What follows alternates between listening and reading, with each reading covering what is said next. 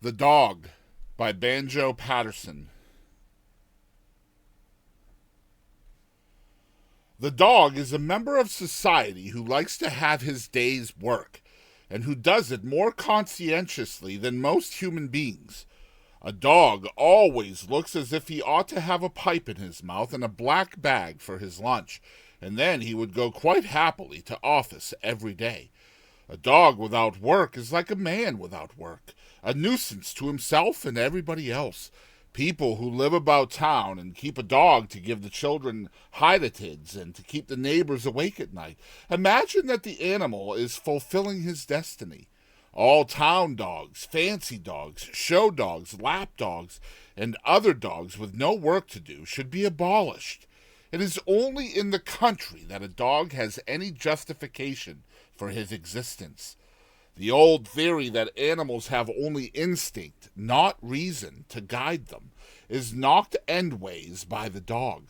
A dog can reason as well as a human being on some subjects, and better on others, and the best reasoning dog of all is the sheepdog. The sheepdog is a professional artist with a pride in his business. Watch any drover's dogs bringing sheep into the yards.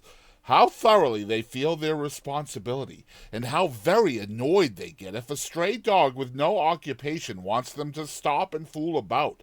They snap at him and hurry off, as much as to say, "You go about your idleness. Don't you see this is my busy day?" Sheepdogs are followers of Thomas Carlyle. They hold that the only happiness for a dog in this life is to find his work and to do it.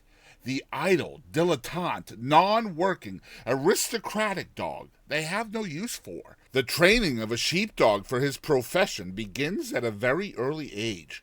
The first thing is to take him out with his mother and let him see her working.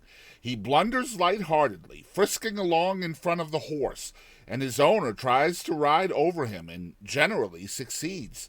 It is amusing to see how that knocks all the gas out of a puppy, and with what a humble air he falls to the rear and glues himself to the horse's heels, scarcely daring to look to the right or to the left for fear of committing some other breach of etiquette. He has had his first lesson, to keep behind the horse until he is wanted. Then he watches the old slut work, and is allowed to go with her round the sheep, and if he shows any disposition to get out of hand and frolic about, the old lady will bite him sharply to prevent his interfering with her work. By degrees, slowly, like any other professional, he learns his business. He learns to bring sheep after a horse simply at a wave of the hand, to force the mob up to a gate where they can be counted or drafted, to follow the scent of lost sheep, and to drive sheep through a town without any master, one dog going on ahead to block the sheep from turning off into by-streets, while the other drives them on from the rear. How do they learn all these things? Dogs for show work are taught painstakingly by men who are skilled in handling them. But, after all, they teach themselves more than the men teach them. It looks as if the acquired knowledge of generations were transmitted from dog to dog.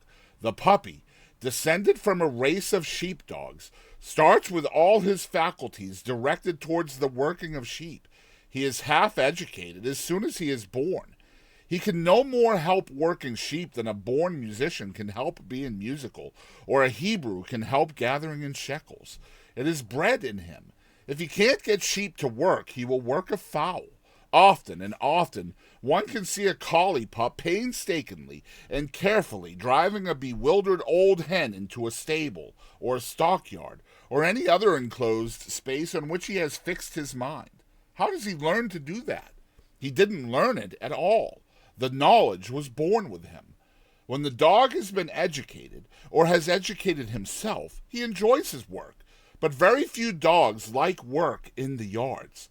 The sun is hot, the dust rises in clouds, and there is nothing to do but bark, bark, bark, which is all very well for learners and amateurs, but is beneath the dignity of the true professional sheepdog.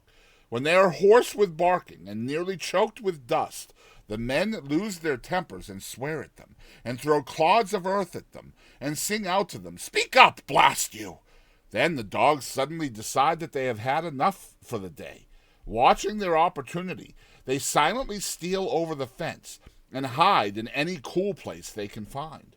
After a while, the men notice that hardly any are left, and operations are suspended while a great hunt is made into outlying pieces of cover, where the dogs are sure to be found lying low and looking as guilty as so many thieves. A clutch at the scruff of the neck, a kick in the ribs, and they are hauled out of hiding places, and accompany their masters to the yard, frolicking about and pretending that they are quite delighted to be going back, and only hid in those bushes out of sheer thoughtlessness. He is a champion hypocrite, is the dog. Dogs, like horses, have very keen intuition. They know when the men around them are frightened, though they may not know the cause. In a great Queensland strike, when the sharers attacked and burnt Dagworth shed, some rifle volleys were exchanged. The air was full of human electricity, each man giving out waves of fear and excitement. Mark now the effect it had on the dogs. They were not in the fighting. Nobody fired at them, and nobody spoke to them. But every dog left his master, left the sheep, and went away to the homestead, about 6 miles off. There wasn't a dog about the shed next day after the fight. The noise of the rifles had not frightened them, because they were well accustomed to that. The same thing happened constantly with horses in the South African War.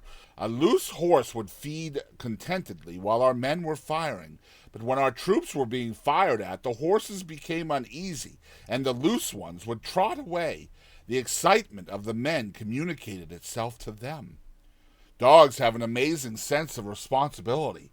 Sometimes, when there are sheep to be worked, an old slut who has young puppies may be greatly exercised in her mind whether she should go out or not. On the one hand, she does not care about leaving the puppies. On the other, she feels that she really ought to go rather than allow the sheep to be knocked about by those learners. Hesitatingly, with many a look behind her, she trots out after the horses and the other dogs. An impassioned appeal from the head boundary rider, "Go back home, will yer?" is treated with the contempt it deserves. She goes out to the yards, works, perhaps half the day, and then slips quietly under the fences and trots off home, contented.